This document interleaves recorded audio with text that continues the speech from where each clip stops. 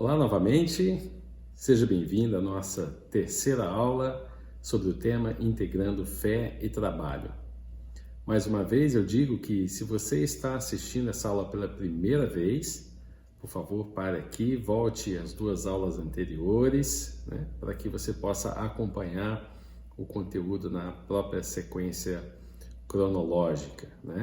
Nós temos dito desde a primeira aula que este tema será dividido em três grandes grupos.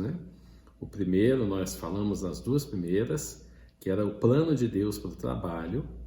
Hoje nós vamos iniciar o tema sobre as nossas dificuldades com o trabalho. E por fim, nós vamos falar, até o final deste tema, o Evangelho e o trabalho. Bom, hoje nós vamos começar então falando sobre quando o trabalho se torna infrutífero. E nós vamos começar lendo a Bíblia em Gênesis 3, versículo 16 a 19, que diz o seguinte: E a mulher disse: Multiplicarei grandemente a tua dor e a tua conceição. Com dor terás filhos, e o teu desejo será para o teu marido, e ele te dominará. E Adão disse: Porquanto destes ouvidos à voz da tua mulher, e comestes da árvore que te ordenei, dizendo: Não comerás dela, maldita é a terra por causa de ti. Com dor comerás dela todos os dias da tua vida. Espinhos e cardos também te produzirá, e comerás a erva do campo. No suor do teu rosto comerá o teu pão, até que te tornes a terra, porque dela fostes tomado, porquanto és pó, e em pó te tornarás.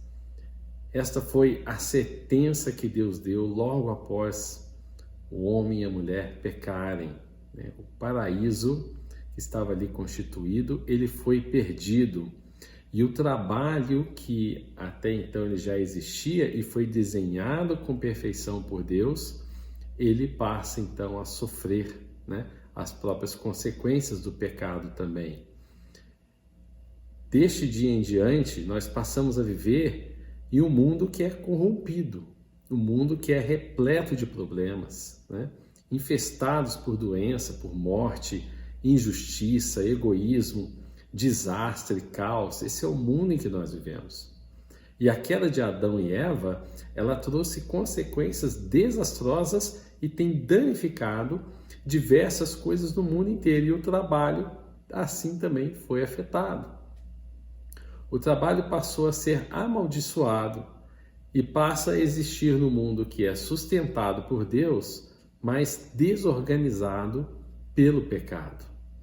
Se tivermos conhecimento de como o pecado afeta o trabalho, então nós podemos combater esses efeitos do pecado e a ter prazer no trabalho conforme foi projetado por Deus. Então, esse é o nosso objetivo. E quando a gente analisa a queda em si, quando a gente analisa o advento do pecado, nós nos deparamos ali com aquele mandamento, de não comer da árvore do conhecimento do bem e do mal. E o que será que havia de tão especial na árvore, Particularmente, eu imagino que da árvore e no fruto não havia exatamente nada de especial.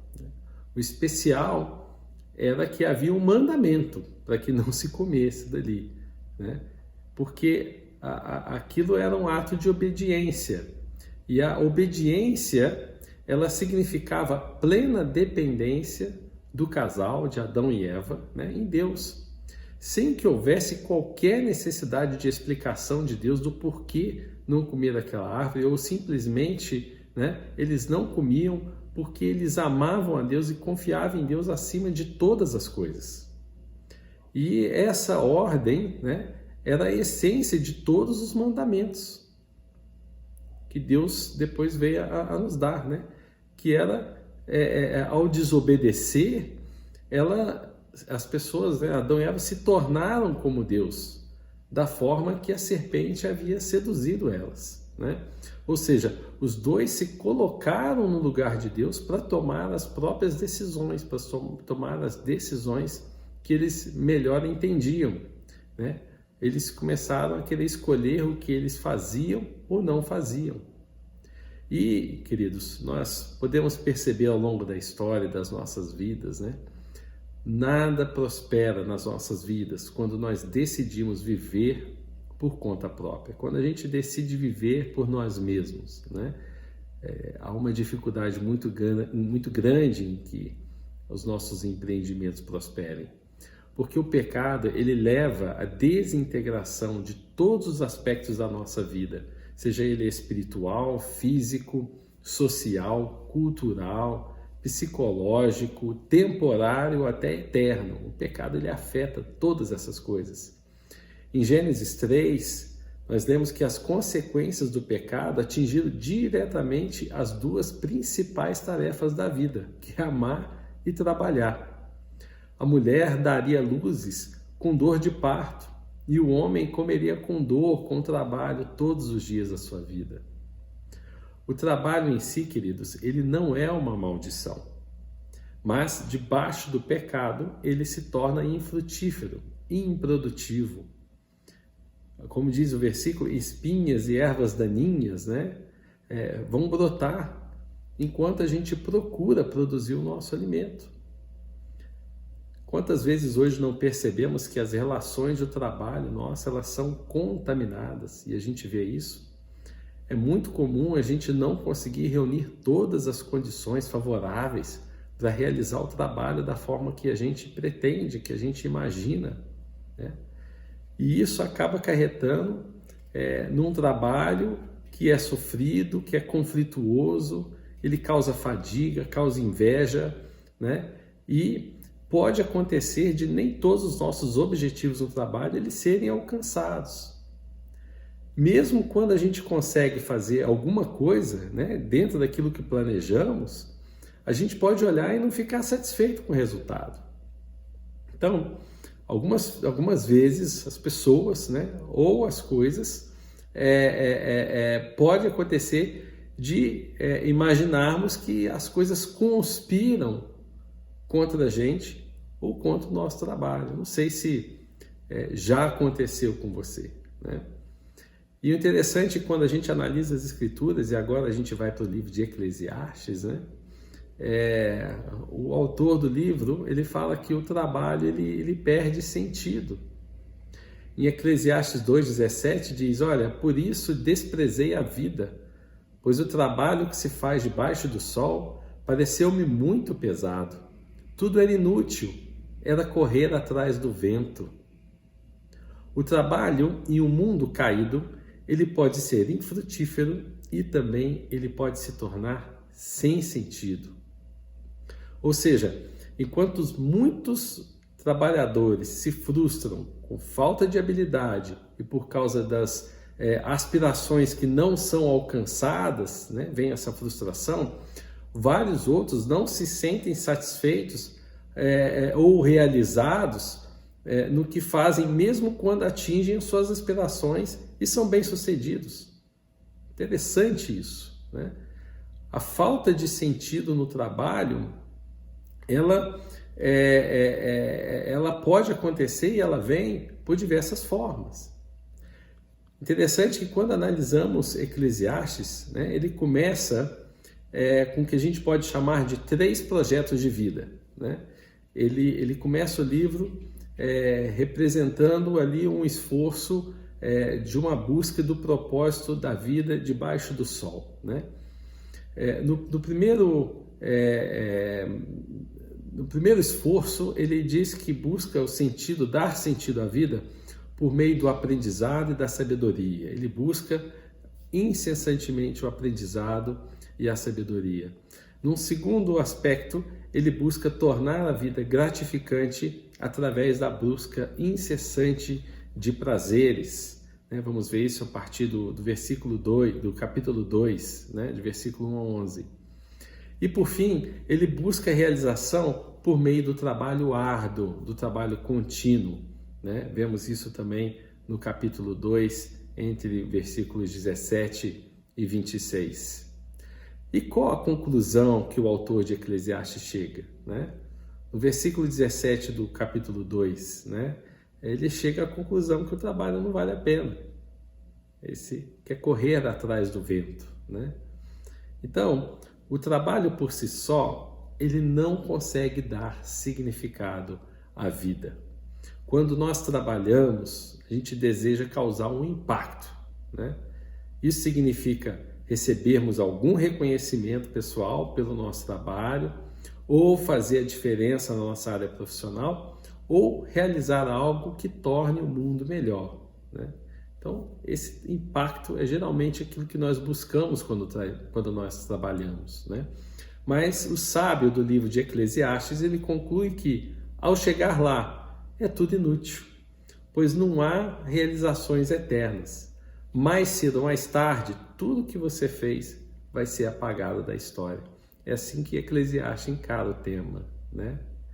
Olha, se o trabalho debaixo do sol é sem sentido porque é transitório, é passageiro, então isso tira a nossa esperança do futuro. Que esperança eu teria para o futuro? O trabalho também pode nos afastar de Deus e também das outras pessoas, né? O que mata a nossa alegria no presente. Nós temos que evitar, queridos, o trabalho alienante, né? E que buscarmos o trabalho apenas para a realização de um propósito pessoal, né? O trabalho, ele não é um fim, ele é um meio, né? Ele é uma viagem, né? Ele não é um destino final. Eu gosto muito de citar esse exemplo, né? Quantas vezes nós não pegamos a estrada e viajamos e tão concentrados em chegarmos no destino final, perdemos a paisagem da estrada, né? A paisagem da vida. O nosso trabalho, nossa vida, ela é essa jornada. E o interessante dela é viver essa jornada. E por isso que mais para frente o próprio livro de Eclesiastes ele traz isso, né? O desfrutar do trabalho. Eclesiastes 3:22 diz que por isso concluí que não há nada melhor para o homem do que desfrutar do seu trabalho, porque essa é a sua recompensa. Sim, o trabalho é a nossa recompensa. Portanto, o contentamento na área do trabalho é essencial para uma vida satisfatória. Mas como nós podemos ter contentamento com o nosso trabalho? Veja o que o sábio diz em Eclesiastes. Descobri também que poder comer, beber e ser recompensado pelo seu trabalho é um presente de Deus. Vejam que o trabalho ele serve para estas coisas. Ele serve para trazer um contentamento, um presente de Deus, para trazer o alimento, o comer e o beber, né? E essa recompensa de Deus, de vivermos, não como forma alienada, mas como forma de obter aquilo que Deus tem para nós. O segredo está no equilíbrio da vida. Eclesiastes 4, de 5 a 6 diz: o tolo cruza os braços e destrói a própria vida. É melhor ter um punhado com tranquilidade do que 2 punhados à custa de muito esforço e de correr atrás do vento. Mais uma vez ele usa essa expressão de correr atrás do vento. Que sentido o trabalho tem para você? Que sentido o trabalho traz para nós? Nós temos que focar em vivermos nossas vidas e o trabalho ele é parte dela. Ele vai ser improdutivo muitas das vezes por conta da consequência do pecado. Mas nós temos que buscar, né? Trabalharmos debaixo da autoridade de Deus, daquilo que Deus tem colocado para nós, tendo prazer no trabalho, porque dele nos deleitamos. Eu quero encerrar essa nossa aula de hoje com 2 reflexões, novamente, né? A primeira reflexão é: o trabalho para você tem feito sentido? Qual prazer você tem tido no trabalho?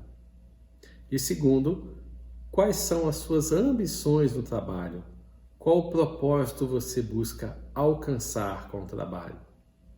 Bom, espero que essas reflexões tragam para você pensamentos que venham de Deus, que Deus te abençoe e nos encontramos na semana que vem. Muito obrigado e até mais.